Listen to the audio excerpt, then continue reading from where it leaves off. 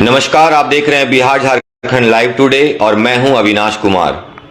मनीष कश्यप से जुड़ी हुई बहुत तरह की खबरें आप सब देख रहे हैं, चल रही हैं, लेकिन परसों जो हुआ वो बहुत एक तरह से कह सकें कि ऐसे तो ये कोर्ट और गवर्नमेंट का मामला है, लेकिन जो हुआ वो जो लोगों का कहना है, जो हमने बात किया लोगों से, युवाओं से बिहार के, और बहुत सारे मैसेजेस जो आ रहे हैं उसके अकॉर्डिंग उन्होंने कहना है कि ये अब कुछ ज़्यादा हो रहा है और एनएसए लगना दुर्भाग्यपूर्ण है। खैर, ये मेरा नहीं, लोगों का कहना है। तो मैं आपको अपडेट दे दूं मनीष कश्यप के बारे में। तो मनीष कश्यप अभी तमिलनाडु में है और मनीष कश्यप पे अब गवर्नमेंट ने एनएसए लगा दिया है। एनएसए मतलब नेशनल सिक्योरिटी एक्ट, राष्ट्रीय सुरक्षा अधिनियम।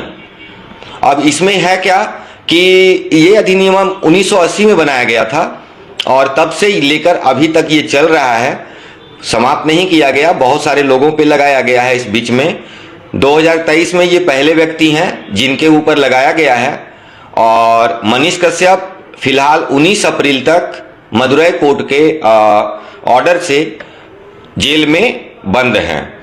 साथ ही 10 अप्रैल को पुनः सुनवाई होनी है सुप्रीम कोर्ट में। जस्टिस चंद्रचूड़ जी की अध्यक्षता में ये सुनवाई होगी। वैसे उनका सुप्रीम कोर्ट का कहना है कि जब गवर्नमेंट ने एनएसए लगाया है और वो विचाराधीन मामला है तो उसमें ये कोई टिप्पणी नहीं करना चाहते, लेकिन 10 तारीख को देखते हैं कि इस पे अब आगे क्या होता है और मदुरई कोर्ट भी और सरकार इस पर क्या डिसीजन लेती है। लेकिन इससे पहले कि आप सब, बहुत सारे लोग बिहार में होंगे, हालांकि बहुत सारे चैनल ने एनएसए के बारे में बताया भी है, फिर भी मैं चाहता हूं कि आसान शब्दों में राष्ट्रीय सुरक्षा अधिनियम के बारे में लोगों को बताया जाए। और कल ही हमारा प्लान था कि ये चीज बताया जाए, लेकिन कल आप सब ने देखा कि पटना के शास्त्री नगर एरिया में किस तरह का एक बहुत बड़ा अग्नितांडव हुआ, जो आप सब ने दिन भर देखा, और उसी के कारण कल ये बातें मैं बता नहीं सका। फिलहाल मैं अभी अपडेट आप सबको दे रहा हूं। ये मनीष कश्यप से जुड़ा हुआ मामला है, बहुत ही सेंसिटिव इश्यू है। इस पे पूरा बिहार का जनता, अभी आप सब लोग जानना चाह रहे होंगे कि अभी क्या चल रहा है, मनीष कश्यप के घर में लोग क्या कर रहे हैं, गांव में लोग क्या सोच रहे हैं, देश में लोग क्या सोच रहे हैं। तो मैं कह दूं कि अभी हर जगह चर्चा में मनीष कश्यप चल रहे हैं। फेसबुक और ट्विटर और हर जगह उनके बारे में ही चर्चा चल रहा है कि मनीष कश्यप पे एनएसए क्यों लगाया गया है, मनीष कश्यप ने ऐसा क्या किया है जिसे गवर्नमेंट छिपा रही है या बता नहीं पा रही, या कोई बुलेटिन जारी नहीं किया जा रहा।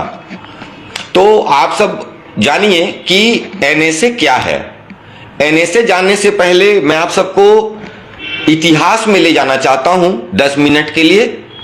इतिहास भी कोई 10-20 साल पुराना नहीं है, इतिहास आज से लगभग 150 साल पुराना है। 1980 में बनाया गया राष्ट्रीय सुरक्षा अधिनियम, जिसका नाम था एनएसए यानी नेशनल सिक्योरिटी एक्ट। मैं ले चलता हूं आप सबको 1881 में। याद कीजिएगा, सन 1857 में देश का प्रथम, जो अभी हमारे केशव जी का भी स्वागत है। नमस्कार आप तमाम दर्शकों का जो हमारे साथ जुड़े हुए हैं। विस्तृत चर्चा करें अविनाश जी। तो मैं आपको अभी वापस ले चलता हूं 1881 में। तो आप सभी जानते हैं कि 1857 में अंग्रेजों के खिलाफ पहली क्रांति हुई थी मंगल पांडे के नेतृत्व में, और 1881 ईस्वी में ब्रिटिशर्स यानी अंग्रेजों ने एक कानून बनाया जिसका नाम था बंगाल रेगुलेशंस एक्ट। फिर से सुनिएगा, बंगाल रेगुलेशन एक्ट, जो कि अंग्रेजों द्वारा 1881 में बनाया गया। अब क्या था इस एक्ट में, क्या था सो समझिए।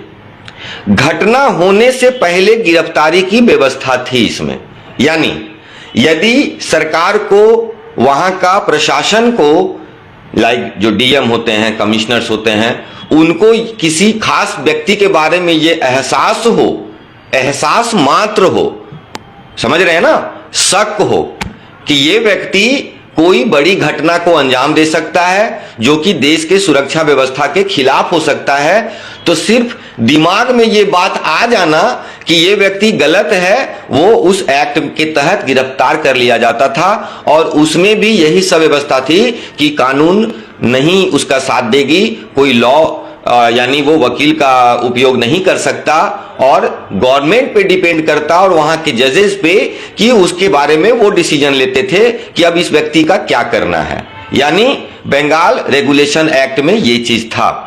मैं आपको एनएसए समझाने से पहले ये सब चीजें इसलिए समझा रहा हूं ताकि आप जाने कि समय बीता, सरकार बीता, अंग्रेज देश छोड़कर चले गए, लेकिन कानून में बदलाव नहीं हुआ। लाइक जैसे कोई साबुन बनाने वाली कंपनी हर साल प्रोडक्ट चेंज करती है, ब्रांड एम्बेसडर चेक करती है, हीरो हीरोइन बदल जाता है, लेकिन उसके अंदर का प्रोडक्ट वही रहता है। बात समझ रहे हैं ना? कलेवर चेंज हुआ, प्रोडक्ट वही है। चलिए, फिर 1919 बहुत ही ऐतिहासिक साल है।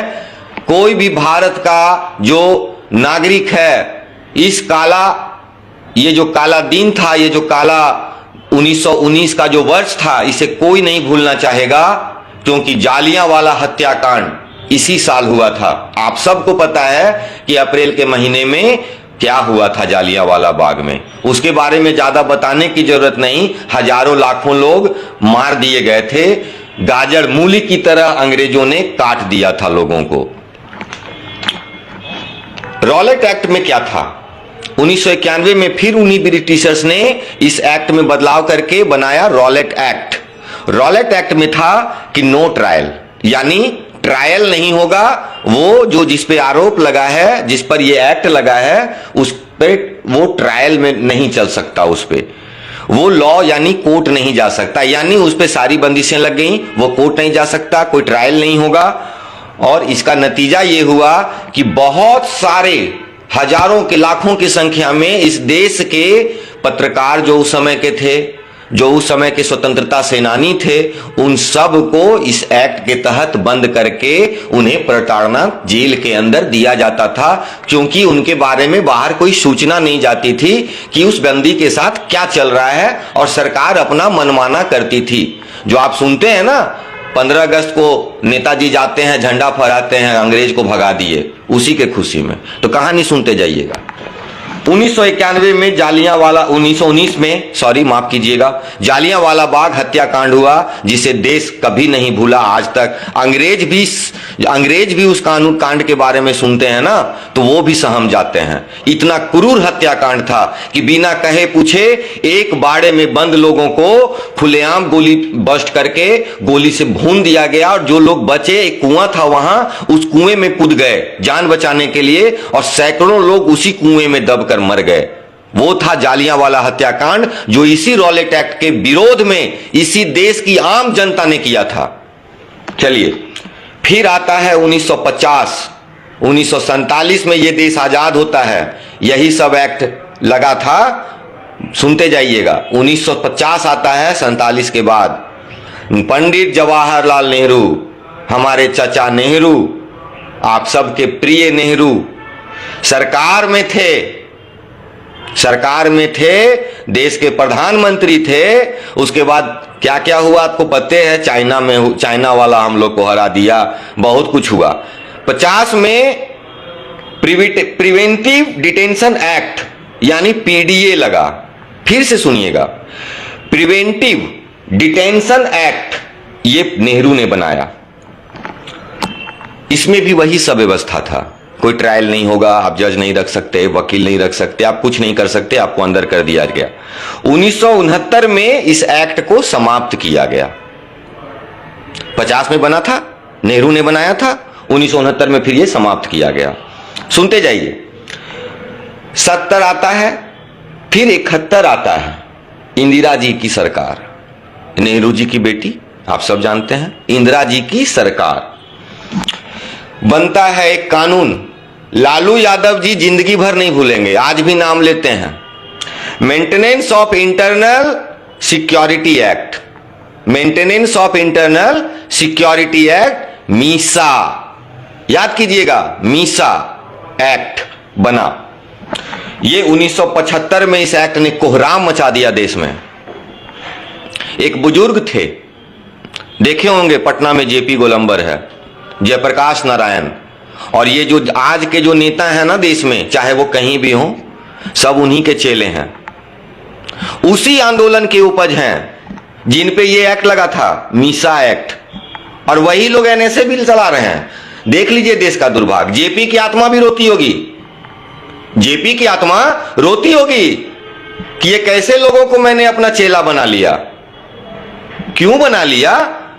अब मैं यहां के प्रधानमंत्री जी को कुछ बोलूंगा तो मेरे ऊपर भी एनएसए लग जाएगा, मैं उनको नहीं कुछ बोलूंगा। चलिए, एनएसए का विरोध हुआ। संजय गांधी ने नसबंदी देश में शुरू की, जो उस वक्त हम लोग 80 के बाद के हैं, तो जो उस वक्त थे उन लोगों को, बुजुर्ग लोगों को पता होगा कि नसबंदी किस तरह कराया जा रहा था। और देश में एक तरह से इमरजेंसी का हालत इंदिरा गांधी की सरकार में होते चला गया। तब एक बुजुर्ग व्यक्ति इस देश में उठता है, 70-80 साल का बूढ़ा, जयप्रकाश नारायण, और उस व्यक्ति ने कहा कि ये सरकार जब तक नहीं गिरती, मैं ये सरकार के विरोध में रोज आंदोलन करूंगा। और वो अनशन पर बैठ गए और आंदोलन चालू हो गया, और वो चालू था इमरजेंसी के खिलाफ। आंदोलन के विरोध में इंदिरा गांधी ने आपातकाल की घोषणा की। उसके बाद क्या हुआ आप सब जानते हैं, गूगल करके जांच कर सकते हैं।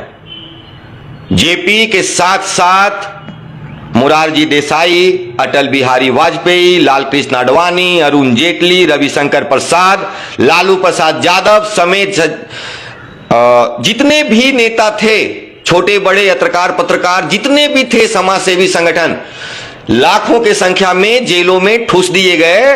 कुछ तो 21-22 महीने तक रहे, जब तक ये इमरजेंसी चला इस देश में।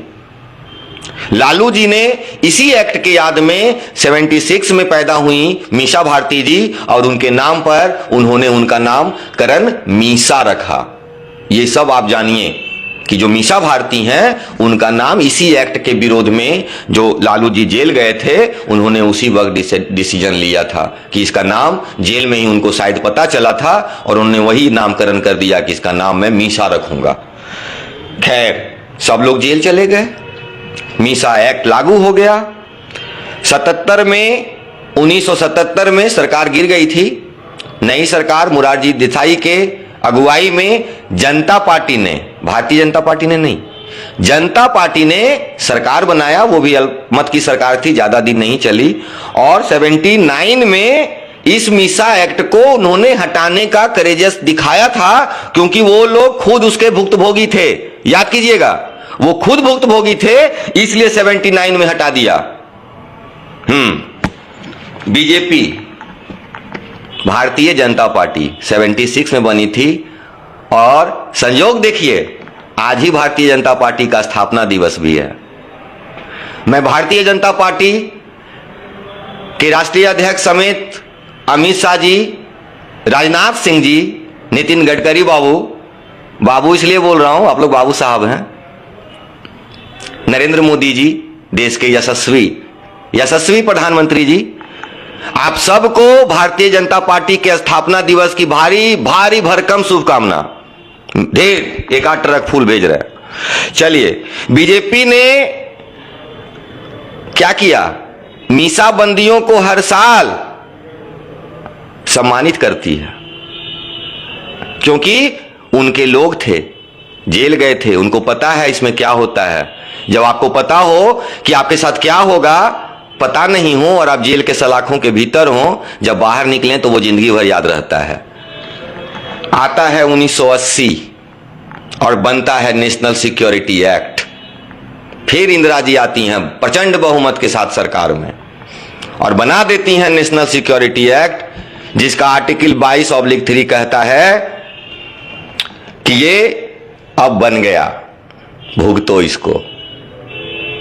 और 22(4) कहता है, याद कीजिएगा, रॉलेट एक्ट जो कहता था वही कहता है कि no law is there to authorise the detention of a person for more than 3 month.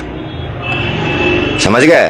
Hindi में कोई लॉ नहीं काम करेगा अगले 3 महीने तक, सड़िए।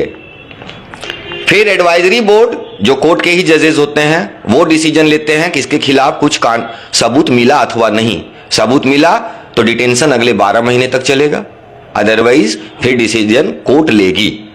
तो मनीष कश्यप और नेशनल सिक्योरिटी एक्ट के बारे में अभी यही अपडेट था। आगे विवेचना के लिए हमारे साथ केशव जी जुड़े हुए हैं।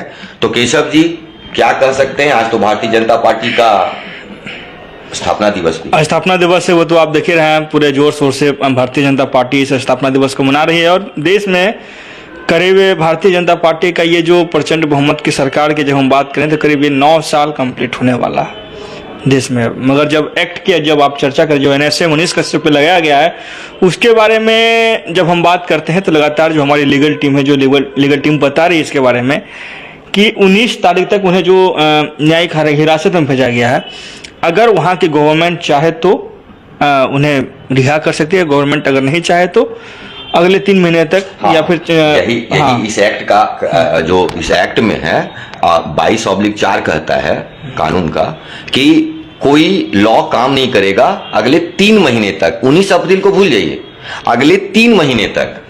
और एक चीज देखिए अविनाश जी, जैसे कि परसों रात में जब हम लोग अपडेट चलाए थे कि मनीष कश्यप को तमिलनाडु कोर्ट ने बिहार जाने का मौका दिया कि आप बिहार जा सकते हैं, और कितनी जल्दबाजी के तहत इस एक्ट को उन पे लगाया गया। क्योंकि देखिए तमिलनाडु पुलिस जो है, जो काम कर रही थी, हमें लगता है कि कहीं ना कहीं दबाव में ही काम कर रही होगी।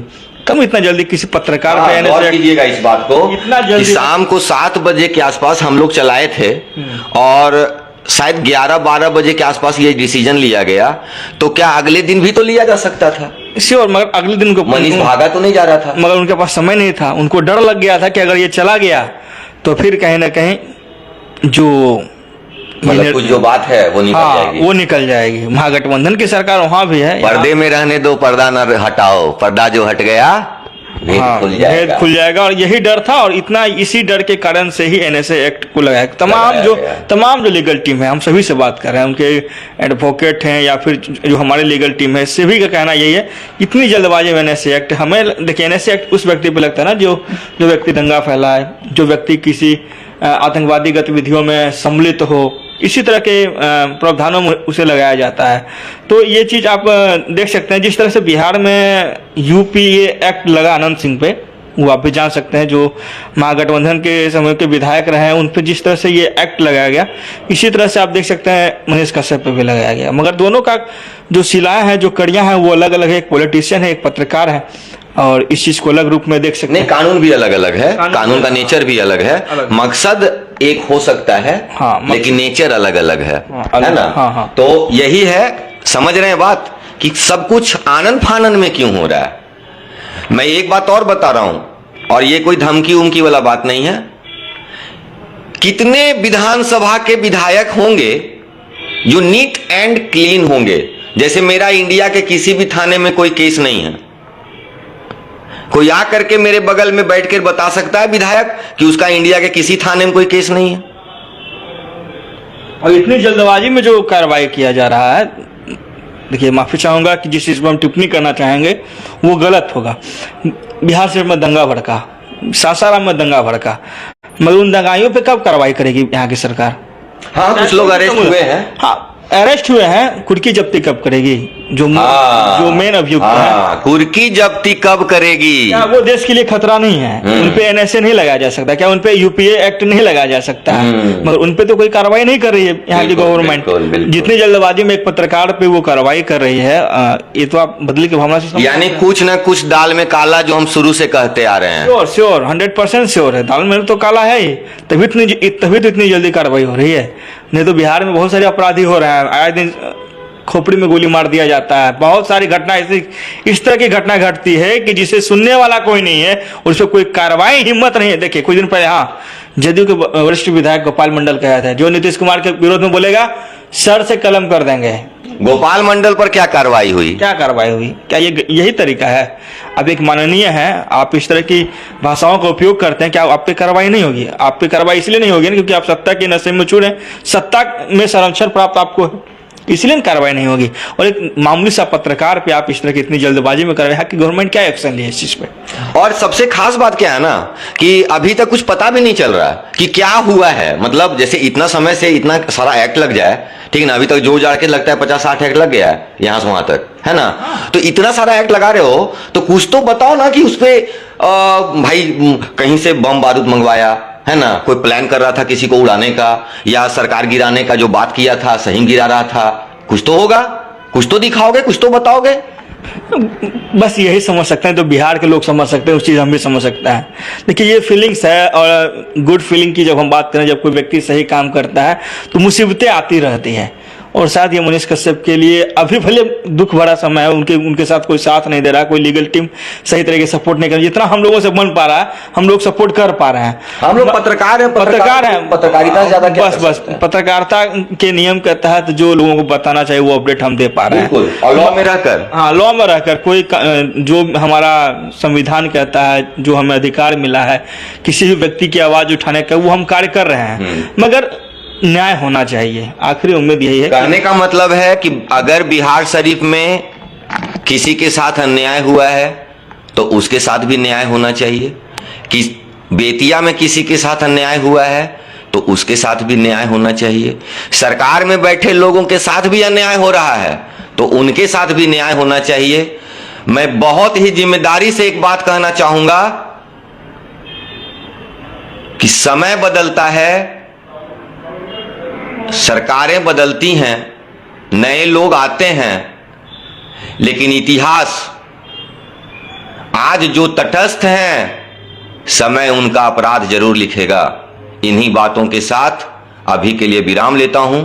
मैं अविनाश कुमार और केशव सिंह के साथ धन्यवाद। लगे रहे और संघर्ष की इस घड़ी में आप अपना समर्थन, और बिहार झारखंड लाइव टुडे को अगर का ये कार्यक्रम अगर आपको अच्छा लगे तो शेयर और कमेंट में अपना सवाल भी जरूर कर सकते हैं कमेंट में, कि आपको क्या इस चीज़ में आपको अच्छा लगा या खराब लगा, क्या आप किसके लिए आवाज, अगर कोई समस्या आप लोगों के बीच में है तो भी कमेंट करके मैसेज करके हमें सूचित कर सकते हैं, ताकि हम हर एक बिहारियों की आवाज बन सकें, ताकि उनको सही से न्याय मिल सके। बिल्कुल, हर बिहारी का आवाज बनना चाहते हैं आप लोग।